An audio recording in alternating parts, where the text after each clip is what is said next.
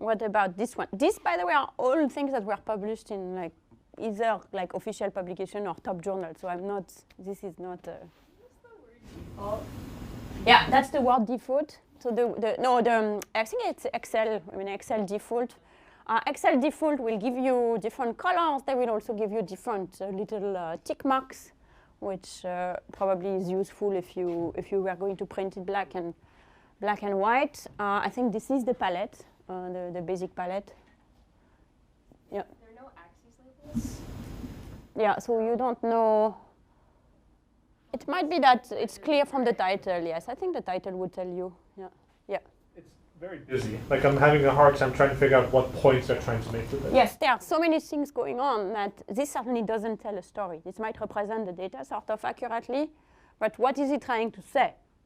What are they trying to, it would be hard to say. Is it trying to say, maybe, knowing a little bit the background, this is about the disability award by major cause of disability. I think what he wants to say is that circulatory and cancer, circulatory is going down, cancer is stable, and you have a big rise in mental disability and musculoskeletal back pain and the like. So I think that's the story they are trying to tell.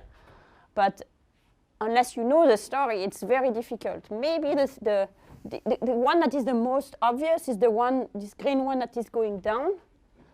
But assuming that the key point of the story is the rise in the mental health conditions and the musculoskeletal conditions, we're not really seeing that from the graph. Yeah. So how would you tell that story? Would you split them up like that first? I'm going to show you once we have discussed a little bit some principle, I'm going to show you not mine, but Schwabi's version of them.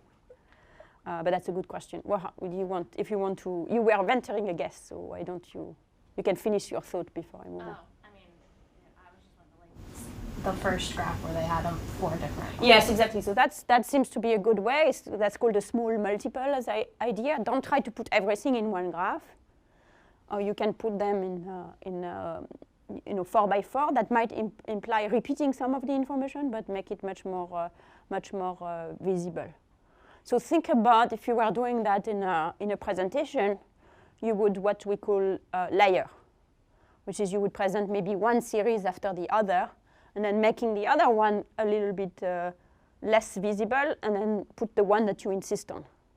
So you might represent this graph, but instead of the default palette, remove the stupid tick marks who are really not doing anything useful for you, remove the grid line, put all of the series in gray, and then layer by highlighting one in blue or in red after the other, so people would see what you're going on. So that's maybe what you would do in a presentation. The kind of static version of that would be a small multiple version where you would put 4 panels with the gray and then the highlighted one, so people can go and see. That would be a very good way to do this. So this is often the pie chart. So the visualization people really love to hit the pie chart, so they spend their entire life. I mean, there is a lot of discussion on the pie chart. My emotions run much less high on pie chart than some people. There are still useful things to keep in mind. So the pie charts are best used to present the part of a whole. It's nice for that because that's kind of very automatic way for us to see the part of a whole. The problem is that we are not super good at evaluating angles. And in particular, if the angle is, like for example, this one is about a quarter. In fact, it's 28%. But it would be much easier for us to know that it's about a quarter if it was here. So the location of if you rotate a pie chart, just take the same pie chart and rotate it, people will have different views of what the different totals are. So because of that, in this, they don't want to mislead people, so they write down all of the percentages. But then you have, it becomes very busy because you have both the pie chart and the percentages that go with it. And in a sense, the fact that it's visualized is not as helpful anymore because you have to correct people's misperception by adding the percentages, so maybe there is a better way to do it. Mind you, in some cases, I think pie chart is what you want, but that's, you can easily overuse them given that.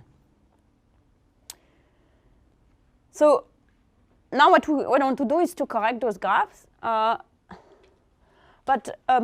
so one piece of background which is useful, and I think that's kind of the only thing to have in mind, and it's really common sense, is that our eyes and our brain goes towards what we call pre-attentive attributes. It's some attributes may pop out of the surroundings, and then that will focus people's mind on them. That could be the shape, that could be the position, that could be the color, that could be the width.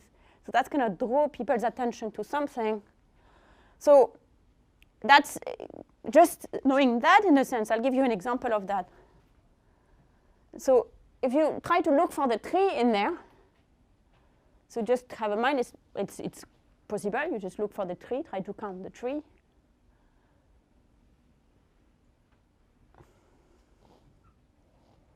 So it's like an effort. But if I do this,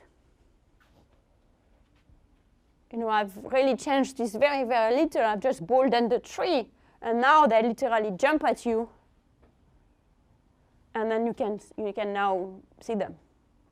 So I think that's the one line. If you have a one-liner to remember from principle of visualization, that's a good one, is what it is that you want people to focus on. And there is a tight line to be walked, because so here I can get the tree. I could say, great, let me now do the 6. And you can do the 6 in red. I say, oh, one more, and I'm going to do the 2, and I'm going to do the 2 in yellow. And then eventually you're going to do too many things, and then you're back to square one, except it's a jumble of things.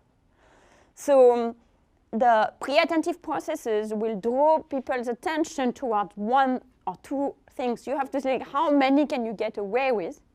The trade-off is, I want to convey more information, knowing that the more you convey, the less the contrast between that and the rest of what you have is going to be evident. So there is no science to it, as far as I know. Maybe someone can make up a maximization process to exactly walk that border, but we can. It's mostly experimenting.